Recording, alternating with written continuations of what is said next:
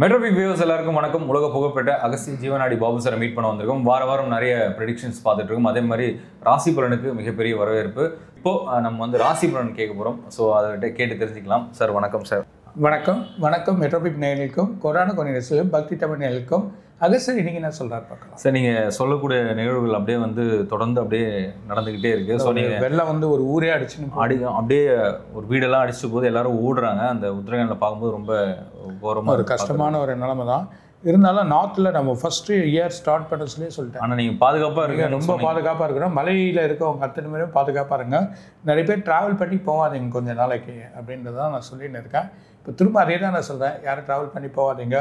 குரூப்பாக ரொம்ப இதுவாக பண்ண வேணாம். ஸோ கொஞ்சம் பார்த்து செய்யுங்க. நல்லா தெரிஞ்சவங்க அந்த ஏரியாலாம் நல்லா தெரியும்னா போங்க. ஒருத்தரை காப்பாற்ற முடியும், நம்ம ஒரு 100 பேரை காப்பாற்ற முடியுன்ற எண்ணங்கள் வளர்த்துக்கோங்க. கண்டிப்பாக இனிமேட்டு வர காலத்தில் நம்ம ஒரு 100 பேர் இந்த ரூட்டில் போங்க, இந்த ரூட்டில் பண்ணுங்க அப்படின்றத கரெக்டான கிளியர் கொடுத்து அவங்கள எடுத்துன்னு போயிட்டு தண்ணி இருக்கிற இடத்துல அதிகமாக தண்ணி எந்த நேரத்தில் சடனாக பெரிய மழை வரும்னு யாருக்குமே சொல்ல முடியாது.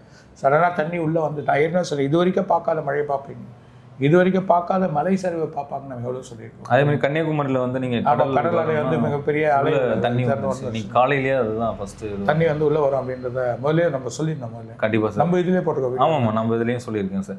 சார் அதே மாதிரி இப்போ வருகிற இந்த மாதம் தேதிகள் ஓடிடுச்சு 6 நாள். இருந்தாலும் இந்த 25 நாள் வந்து இந்த 12 ராசிக்கு எப்படி இருக்கும்?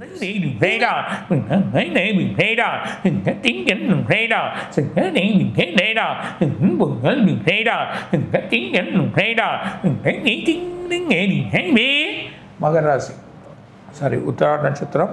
அதே நேரத்தில் அவங்களுக்கு இருக்கக்கூடிய உத்திராட நட்சத்திரம், திருவோண நட்சத்திரம், அவங்களுக்கு இருக்கக்கூடிய அவிட்ட நட்சத்திரம். இந்த 3 நட்சத்திரமே ரொம்ப நல்லா இருக்குது. அதான் வெற்றி வரும், வாய்ப்புகள் தேடி வரும், நினைக்க காரியங்கள் நடத்தி காட்டுவாங்க.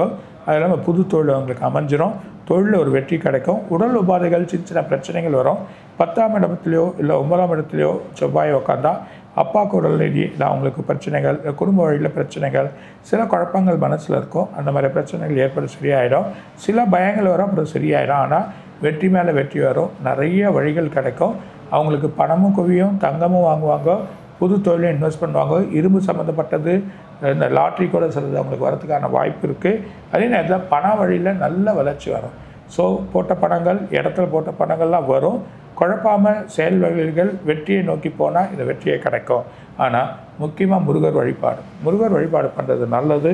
அது இல்லாமல் இவங்க வந்து ஸ்ரீரங்கத்துக்கு போயிட்டு வந்தாங்கன்னா பெரிய பலன் காத்திருக்கு. ஸோ ஸ்ரீரங்கத்தில் போயிட்டு வந்தது பெரிய மாற்றங்கள் ஏற்படும்.